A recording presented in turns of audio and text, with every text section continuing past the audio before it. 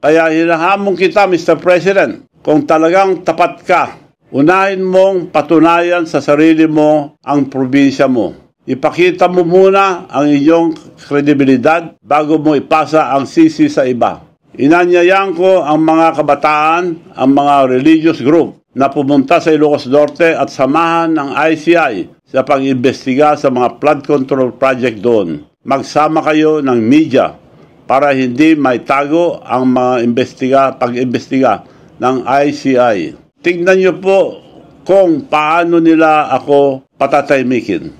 Ibabaliktad nila ang kwento. Gamit nito walang basehang na plunder case laban sa akin. Pilit nila akong sinisiraan dahil pinili kong magsabi ng totoo. Ang totoo tungkol sa korupsyon na nangyayari mismo sa pinakamataas na pwesto ng gobyerno. Ang paggawa lang nila ay gumawa ng plunder case sa akin para patahimikin ako. Nagsasalita ako ngayon hindi bilang politiko, kundi bilang isang Pilipino nagmamahal sa ating bansa. Pero sa bigat ng mga nangyayari ngayon, hindi ko na kayang manahimik. Akala ko noon asenso na talaga ang Pilipinas. Pero ito, binabagsak na naman tayo ng korupsyon. Ang taas na ang mga bilihin ngayon, tuloy-tuloy pa ang pagbaha. At ang pinakamasama, bilyong piso ngayon ang nawawala gawa ng korupsyon ang mga proyekto panggobyerno. Itong flood control scandal ay ang pinakamalaking katiwalian na nasaksiyan ko sa buong buhay ko. 8 presidente na ang akin nasaksiyan na namuno sa bansang ito. At ngayon lang ako nakakita ng pinakamalaking sabwatan at sistematikong pagnanakaw ng kaban ng bayan. Lalo pang lumala ang pagbaha mula noong umupo ang ating presidente na si Bongbong Marcos Jr. Bakit? Dahil wala siyang malinaw na pambansang plano laban sa baha. Walang koordinasyon sa local government o mga governors o mayors at wala man lang nag-counter-check kung natayo na ang mga ito o hindi at nabayaran na ito ang gobyerno bago pa lang maumpisahan. Kawawa ang ating mga magsasaka. Binabaha pa din at ang kanilang tanim dahil palpak ang flood control project sa bayan nila. Tuloy-tuloy pa rin ang malakas na pagdaloy ang baha na sumisira sa mga tahanan ng mga pamilyang Pilipino. Buong bansa natin ay nagdurusa, lalo na ang mga mahihirap. Ang administrasyon nito ay gumastos halos 500 bilyong piso para sa flood control lamang. Sabi nila may 9,800 flood control projects. Kung ganun, bakit palala ng palala ang baha? Tandaan natin, ang pera, ang ating bayan ay hindi basta-bastang nailalabas. May proseso yan. At sa dulo ng proseso, isang tao lang ang may hawak ng desisyon, ang Presidente ng Republika ng Pilipinas. Bago pa man makarating sa Kongreso ang budget, ang Pangulo muna ang nag-aproba ang lahat. Sa kanya muna dumadaan ang National Expenditure Program or NEP, ang plano kung saan mapupunta ang bilyong-bilyong pera ng gobyerno. Pagkatapos ng NEP, ang Department of Budget and Management or DBM at ang Department of Public Works and Highways or DPWH ang naglalabas at nagpapatupad ang mga proyekto ito. Itong mga departamentong ito ay reporting direkto sa opisina ng Presidente. Hindi sila kumilos ang sarili lang. Sumusunod sila sa direksyon ng Pangulo. Kaya nung naglagay ang Kongreso at Senado ang 450 billion para sa public work at 29 billion lang ang binawas ni Marcos Jr. Ibig sabihin, inapurbahan pa rin niya ang 421 billion kasama ang sarili niyang pinsan na si Speaker Martin Romualdez. Lahat ng mga malaking proyekto ng gobyerno, bawat flood control project, lahat yan dumaan sa opisina niya. Siya ang nag-aproba ang bawat pondo at siya ang pumipirma taon-taon sa General Appropriation Act or ang GAA na batas ang pondo ng bayan. Kaya alam niya lahat ito. Nagulat ako nung sinabi niya sa SONA, mahiya naman kayo. O bakit kayo? Sinadya niyang nilaglag ang mga kasama niya, dapat siya ang mahiya. Inilaglag niya ang mga engineers at contractors para huwag nang umabot sa kanya. Sino ba ang may responsibilidad sa bansang ito? Hindi ba kayo, Mr. President? Ikaw ang may hawak ng kapangyarihan at ikaw ang pinakatiwalaan ng sambayanang Pilipino. Pero ngayon, pinasok na ng korupsyon halos lahat ng ahensya ng gobyerno sa ilalim ng inyong pamumuno. At dahil sa pagkukulang mo, nilaglag mo lahat ang ginamit mong para mailigtas lang ang sarili mo. Ang tawag dyan ay isang mahinang leader. Alright mga kababayan, so muling nagsalita itong si Manong Chavit no sa kanyang Facebook page kung saan hinamon niya nga po itong si Pangulong Bongbong Marcos na unahin mo nang imbestigahan yung baluarte niya dito sa Ilocos Norte kung saan meron din pong mga ghost project or yung mga flood control na mga substandard at mga hindi natapos.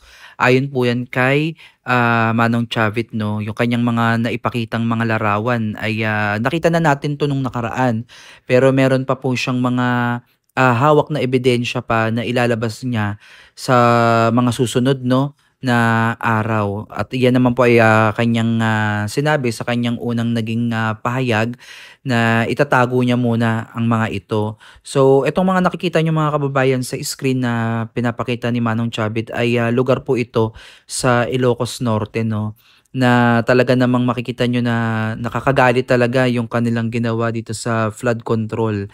At maraming mga kababayan din natin dyan, lalo na yung mga magsasaka, yung mga naaapektuhan po yung kanilang kabuhayan, yung kanilang mga pananim sa tuwing babagyo po. No? At masasabi natin na blessing in disguise itong pagdating ng mga ilang bagyo dito sa Pilipinas. Dahil kung hindi natin malalaman talaga na ganito na pala kalala yung flood control no na talagang yung iba dito ay ghost project pa nga. Pero hindi ko naman sinasabi na masaya talaga na nangyari to dahil syempre marami namang mga kababayan natin yung mga nawala ng hanap buhay, nawala ng buhay ang kanilang mga mahal sa buhay. So, kumbaga, ito ay kaloob na siguro ng Diyos na malaman upang mawakasan na itong napakalaking iskandal na ito no, lalo na pagdating sa paggamit po ng kaban ng bayan. Kaya itong si Manong Chavit ay tama yung kanyang panawagan na hamunin talaga itong si President Bongbong Marcos no, na unahing imbestigahan itong kanyang baluarte upang magkaroon naman ng kredibilidad yung kanyang ginagawang pag-iimbestiga. Kasi tama nga naman na blame siya ng blame sa ibang tao at ipinapasa niya sa ibang tao yung sisi, pero samantalang sa kanyang sariling baluarte ay meron din palang dumi no at issue. Kaya much better na unahin talaga ng ICI o kung hindi man ay maimbestigahan man lang itong kanyang lugar upang nang sa ganun ay makita naman ng taong bayan na patas itong ginagawang pag-iimbestiga ng ating Pangulo. Sang-ayon din ako dito sa suggestion ni Manong Chavit no na magdala ng mga media or kahit mga vloggers no upang nang sa ganun ay hindi mapagtakpan itong gagawing investigasyon ng ICI. Kumbaga mapapublish real time lalo sa mga vloggers no na kadalasan sa amin ay nagla-live talaga during that mga event no na hindi mo talaga masasabi na sugar coated or what, kasi what you see is what you get talaga yan no. Kung ano yung makita nyo nagmumurahan o violente yung sitwasyon, makikita nyo at mapapanood nyo po yan sa mga vloggers na walang filtered no. Kaya much better talaga na kung pupunta doon ang ICI ay ipagbigay alam sa mga social media influencer, hindi lang sa media no, para magkaroon ng pantay at balanseng pagbabalita. So sang-ayon ako diyan. At syempre yung mga iba pang mga magiging testigo kagaya ng mga religious group na may mga representative bawat isang religious group. So sang-ayon din ako diyan para mabigyan ng talagang transparency no o magsama ng iilang oposisyon no na hindi kapartido ng kasalukuyang administrasyon upang nang sa ganun ay paniwalaan ng taong bayan yung ginagawa nilang investigasyon. Kasi ngayon mga kababayan, napakatagal na po ng panahon ang lumipas ngunit wala pa rin pong nagiging kriminal 'no. Kumbaga may mga ano na, may mga lumulutang na pangalan, maingay na pangalan pero wala pa pong napapakulong. Samantalang, kapagka ikaw ay mahirap, ito nga yung sinasabi ko sa ilang mga naging komentary ko, kapag ikaw ay mahirap parang ang dali-dali mong maipakulong pero pagka mayaman ka, napakahaba ng proseso 'no para ikaw talaga ay, mapatunayan na ikaw ay nagkasala. Kasi itong usaping, flood control mga kababayan hindi lamang po issue ng, pagnanakaw sa kaban ng bayan kundi isa din po itong, pagrespeto sa buhay natin na mga Pilipino 'no dahil tayo po ay, sinasalaula ng, mga iilang individual 'no at ito po ay, pera na galing sa ating pinaghirapan na napupunta po sa iilang, bulsa ng, mga kawatan diyan sa gobyerno 'no at, ito yung nakakalungkot na part mga kababayan dahil, tayo ay, walang tigil na nagbabayad ng buwis, pataas na pataas na mga bilihin. No, pero all of the sudden tayo din po ang, kumbaga tayo din po ang aani nung kanilang mga ginawa na hindi maganda. So kung mapapansin niyo mga kababayan, napakarami pong mga kababayan din natin yung mga naapektuhan talaga ng, pagbaha 'no.